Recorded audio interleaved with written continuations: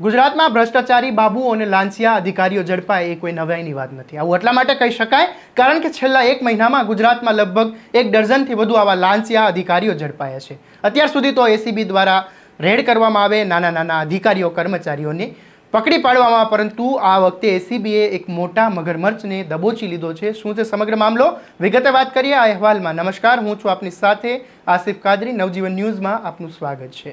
વૈષ્ણવજન તો તેને કહીએ જે પીડ પરાઈ જાનાને રે। તારીખ 8મીના રોજ બે લોકો અમદાવાદની એસીબી કચેરી એટલે કે એન્ટી કરપ્શન બ્યુરોની ઓફિસે પહોંચે છે અને પોતાની ફરિયાદ આપે છે અને કહે છે કે સાહેબ, અમારી પાસે પુરાવા છે। એસીબીના કર્મચારીઓ આ પુરાવાઓ તપાસે છે અને તાત્કાલિક પોતાના ઉપરી અધિકારીને જાણકારી આપે છે, કારણ કે એસીબી આ વખતે મોટા મગરમચ્છને દબોચવાની હતી। એટલે કોઈ સામાન્ય માણસ ન હતો, આ મગરમચ્છ ગાંધીનગર સુધી વગ ધરાવતો આ મગરમચ્છ હતો અને એસીબીના જે ઉપરી અધિકારી આ ઘટનાની સંવેદના સમજીને છટકું ગોઠવવાની મંજૂરી આપે છે અને એસીબી કામે લાગી જાય છે। એસીબીને જે ફરિયાદ આપવા પહોંચ્યા હતા તે બંને ડોક્ટરો છે, જે સરકારના અધિકારીઓ હતા અને તેઓ ભાવનગર આરોગ્ય વિભાગમાં ફરજ બજાવતા હતા। ત્યારે તેમને એક જાણકારી મળી હતી કે ગ્રામ્ય વિસ્તારોમાં જે હેલ્થ વર્કરો, તેમનું કામ તો માત્ર સામાન્ય લોકોને આરોગ્યલક્ષી જાણકારી આપવાનું હતું, પરંતુ કેટલાક હેલ્થ વર્કરો આરોગ્યલક્ષી જાણકારી આપવાના બદલે આરોગ્યલક્ષી સેવા આપવા લાગી ગયા હતા। એટલે કે ઉઘાડ પગા ડૉક્ટર બની ગયા હતા એવું કહી શકાય અને ગેરકાયદેસર રીતે લોકોને આરોગ્યલક્ષી સેવાઓ પૂરી પાડવા લાગ્યા હતા। એટલે ભાવનગર હેલ્થ વિભાગના આ અધિકારીઓ એટલે કે આ બંને ડૉક્ટરો આ હેલ્થ વર્કરને નોટિસ મોકલે છે અને કાર્યવાહી કરે છે। જ્યારે આ ઘટનાની હેલ્થ વર્કરો નારાજ થઈ જાય છે અને હેલ્થ વર્કરોનું એક યુનિયન હોય છે, આ યુનિયન દ્વારા ફરિયાદ કરવામાં આવે છે અને આ ફરિયાદમાં કહેવામાં આવે છે કે ભાવનગર આરોગ્ય વિભાગના આ બંને અધિકારીઓ અમારી પાસેથી ખંડણી માંગે છે। આ અરજીના આધારે આ બંને અધિકારીઓને ફરજ મોકૂફ કરી દેવામાં આવે છે અને બંને અધિકારીઓ વિરુદ્ધ ઇન્ક્વાયરી બેસાડવામાં આવે છે। ઇન્ક્વાયરી વર્ષ 2024માં પૂર્ણ થઈ જાય છે। ઇન્ક્વાયરીનો રિપોર્ટ પણ આવી જાય છે અને આ રિપોર્ટ આરોગ્ય અધિક સચિવ દિનેશ પરમારને મોકલી દેવામાં આવે છે, જેઓ આરોગ્ય વિભાગમાં અધિક સચિવ તપાસ તરીકે ફરજ બજાવશે।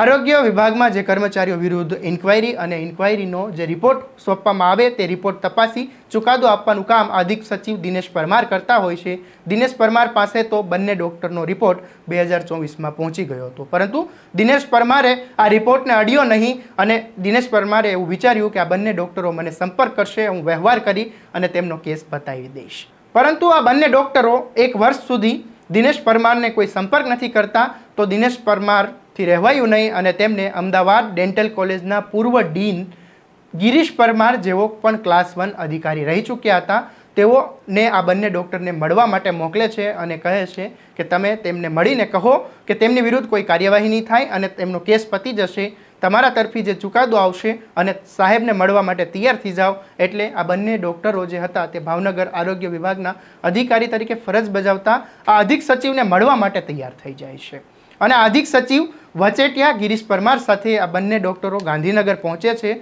અને દિનેશ પરમારની ઓફિસમાં મિટિંગોના દોર શરૂ થાય છે। 1 વાર, 2 વાર અને 3 વખત મિટિંગ મળે છે, બાદ માંગણી કરવામાં આવે છે કે જે તમારી વિરુદ્ધ કાર્યવાહી નહીં થાય અને તમારા તરફણમાં ચુકાદો આવશે, પણ તમારે 50 લાખ રૂપિયા આપવા પડશે। હવે આ બંને ડૉક્ટરો 50 લાખ રૂપિયા આપી શકે એમ નહોતા, એટલે બંને વાટોઘાટો થાય છે અને 30 લાખ રૂપિયામાં આપવાનું નક્કી થાય છે। બાદમાં વચેટિયા તરીકે જે ગિરીશ પરમાર છે તે બંને ડૉક્ટરોને વારંવાર ફોન કરીને કહેતા હતા તાત્કાલિક પૈસાની વ્યવસ્થા કરો એટલે નક્કી થાય। પછી 15 લાખ રૂપિયા રોકડા આપવાનું નક્કી થાય છે, બાકીના જે પૈસા ચુકાદો આવે પછી ચૂકવવાના નક્કી થાય છે। 15 લાખ રૂપિયા આપવાના હતા। આ દરમિયાન આ બંને ડૉક્ટરો એસીબી કચેરી ખાતે પહોંચે છે અને કહે છે કે સાહેબ, અમારી પાસે પુરાવા છે, અમારી પાસે લાંચની માંગણી કરવામાં આવી છે। એટલે એસીબીની ટીમ તાત્કાલિક કામે લાગી જાય છે અને અમદાવાદના શાહીબાગમાં રહેતા પૂર્વ ડીન ગિરીશ પરમારના ઘરે પહોંચે છે અને ગિરીશ પરમાર 15 લાખ રૂપિયા જેવા લેવા પહોંચે છે આ બંને ડૉક્ટરો પાસેથી, એવી જ રીતે એસીબી તેમને દબોચી લે।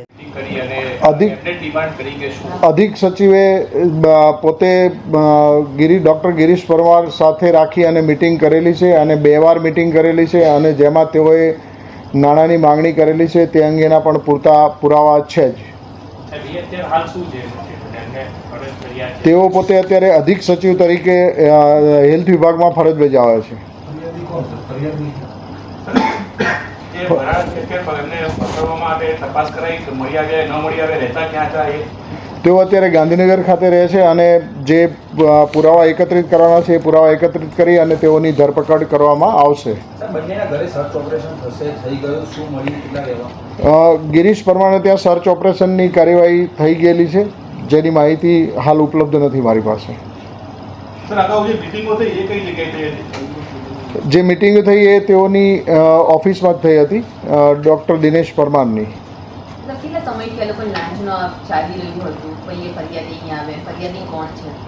જે ફરિયાદી અને આરોપી વચ્ચે જે વાતચીત થઈ રહી હતી એ છેલ્લા 3 માસથી આ વાતચીત થઈ રહી હતી. સાહેબ, જે આ ઝડપાય છે ગિરીશ પરમાર, એ અત્યારે એક્સટેન્શન પર છે કે નિવૃત્ત છે કે તે નિવૃત્ત છે, ડીન તરીકે હતા બીજે મેડિકલ કોલેજના જે કેમ્પસમાં ડેન્ટલ કોલેજ આવેલી છે ત્યાં. હાલમાં નિવૃત્ત જ નથી? હાલ નિવૃત્ત છે. આવા જ સમાચારો સાથે ફરી મળીશું. ત્યાં સુધી જોડાયેલા રહો નવજીવન ન્યૂઝ સાથે. વૈષ્ણવજન તો તેને કહીએ જે પીડ પરાઈ